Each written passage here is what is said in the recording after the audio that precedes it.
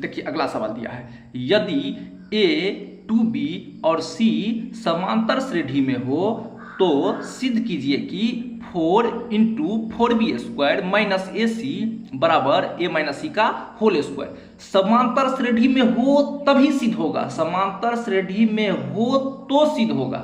ठीक है, तो हम मान लेते हैं, माना कि a 2b और c क्या है, समांतर में है, समांतर श्रेणी में है, श्रेणी में है।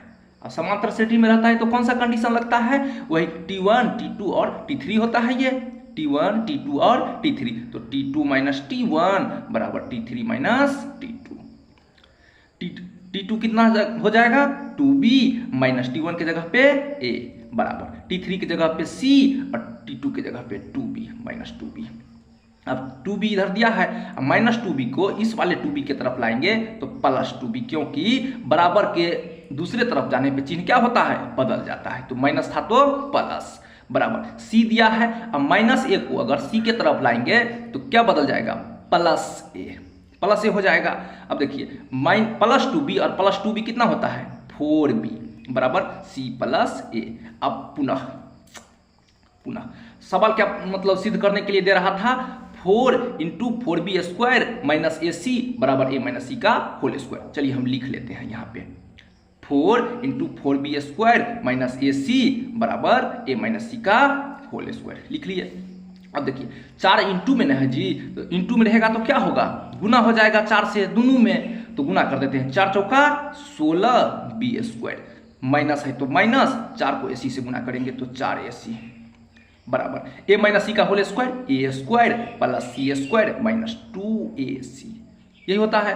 16b² इधर दिया है, 16b² दिया हुआ है बराबर a² plus c² minus 2AC। और देखिए माइनस 4AC को अगर हम इधर बुला लेंगे, बराबर के इस तरफ अगर लेके चले जाएंगे इस तरफ, तो क्या होगा, माइनस क्या में बदल जाएगा, प्लस में, प्लस 4AC। तो 16b² बराबर a² plus c² minus 2AC है, और इधर क्या है प्लस 4AC। तो 4 रुपया कर्जा रहेगा और 2 रुपया जेब में रहेगा, तो 2 रुपया जेब में ना बचेगा जी, तो 2AC। ठीक है, अब देखिए 16b² को क्या लिख सकते हैं, 4b का होल स्क्वायर लिख सकते हैं बराबर a² plus c² plus 2AC बराबर होता है a प्लस c का होल स्क्वायर। अब दोनों तरफ स्क्वायर है, देखिए इतना 4b² और a प्लस c का होल स्क्वायर है, तो हम दे देते हैं यहाँ पर दोनों ओर वर्ग हटाने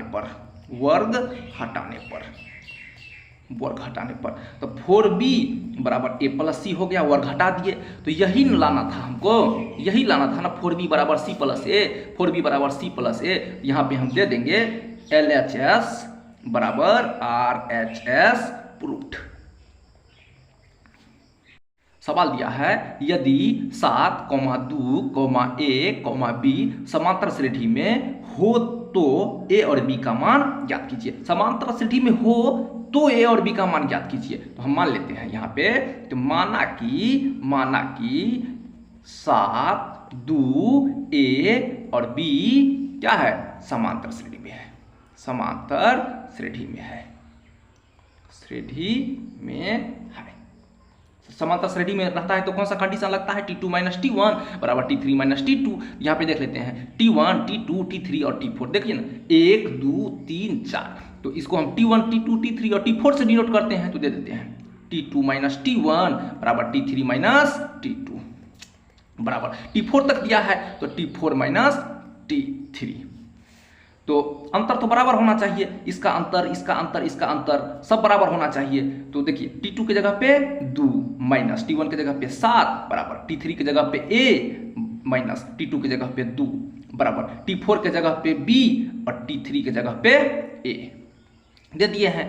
अब 2 में से 7 घटा कितना, -5 बराबर a माइनस 2 बराबर b माइनस a।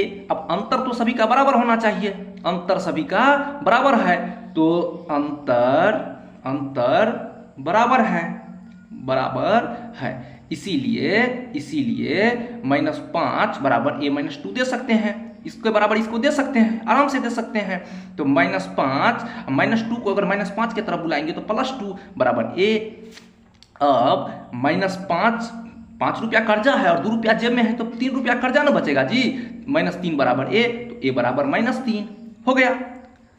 चलिए नेक्स्ट चीज देखिए, अब इसके बराबर तो इसको भी दे सकते हैं, तो a -2 बराबर b -a हो सकता है। अब a के जगह पे हम अगर -3 रख देंगे तो कोई दिक्कत है, तो a के जगह पे -3, a बराबर -3 ही ना निकाले हैं, तो a के जगह पे -3 और -2 तो दिया है बराबर b तो दिया नहीं है, b तो पूछ रहा है b। अब माइनस a के जगह पे हम फिर रख देते हैं -3, तो इसको हमको घेरना पड़ेगा। तो -3 रुपया कर्जा, -2 रुपया कर्जा, तो कितना कर्जा, -5 रुपया कर्जा। b माइनस और माइनस +3, तो -5 और +3 को अगर हम -5 की तरफ लाएंगे तो क्या होगा, प्लस माइनस में बदल जाएगा, बराबर b। तो b बराबर कितना हो गया, -5 और -3, 5 रुपया कर्जा और 3 रुपया कर्जा, टोटल 8 रुपया कर्जा। क्या पूछ रहा था, a बराबर कितना निकाले हैं, -3 और b बराबर -8, यही ना पूछ रहा था, राइट आंसर। सवाल दिया है, यदि a, b, c समांतर श्रेणी में हो तो सिद्ध कीजिए कि a प्लस के, b प्लस के तथा c प्लस के समांतर श्रेणी में होंगे। a, b, c समांतर श्रेणी में होगा तभी ये हम लोग सिद्ध कर सकते हैं। तो हम मान लेते हैं, माना कि a, b, c समांतर श्रेणी में है, समांतर श्रेणी में है। तो समांतर होने के कंडीशन में क्या होता है, T2 - T1 बराबर T3 - T2। तो T1, T2 और T3, तो T2 कितना दिया हुआ है B और T1 दिया हुआ है A, तो B - A बराबर T3 दिया हुआ है C और T2 दिया हुआ है B, तो C - B।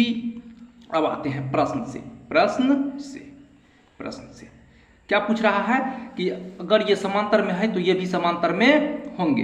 अब देखिए, a प्लस के, b प्लस के, c प्लस के समांतर में है, तो समांतर में है तो इसका भी कंडीशन क्या बनेगा, T2 - T1 बराबर T3 - T2। तो T2 कितना है, b प्लस के माइनस T1 दिया हुआ है a प्लस के, इसको तो घेरना पड़ेगा हमें, तो घेर दिए हैं, बराबर T3 कितना दिया हुआ है, C प्लस के माइनस T2 दिया हुआ है B प्लस के।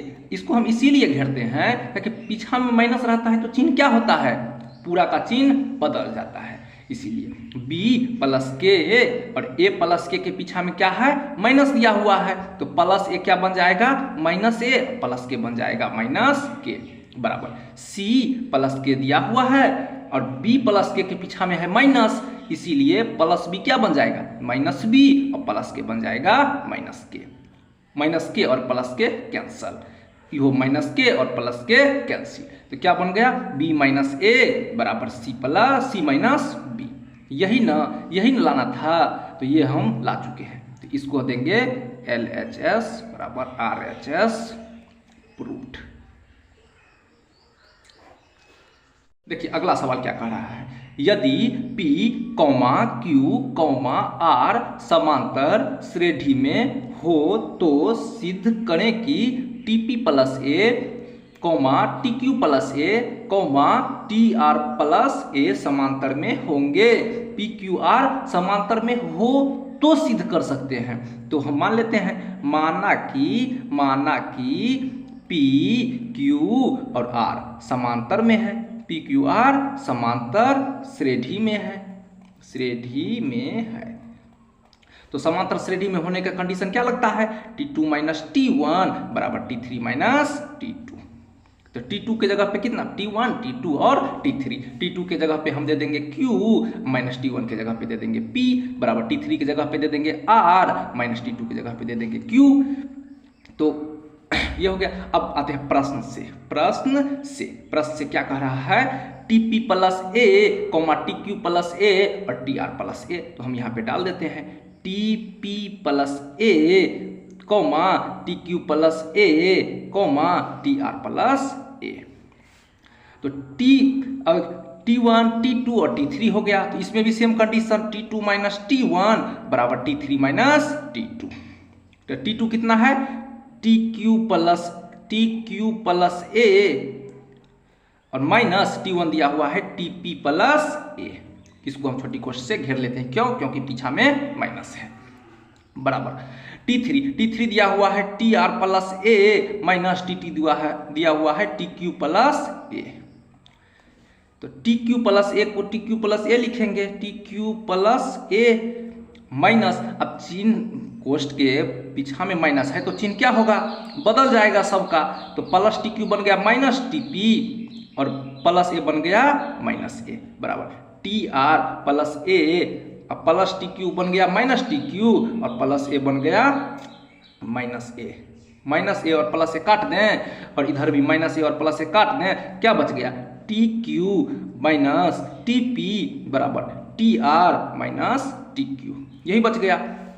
उसके बाद T और T दोनों में तो मिल रहा है, तो हम कॉमन ले लें इसको, तो कॉमन ले लेते हैं, T कॉमन ले लिए तो क्या बच गया, Q माइनस P, और इधर भी तो T मिल रहा है तो T हम बाहर निकाल लेते हैं, तो बच गया R माइनस Q।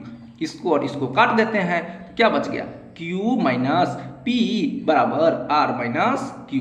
यही न लाने के लिए पूछ रहा था यहाँ पे। तो हमारा क्या हो गया, ये सवाल प्रूव्ड।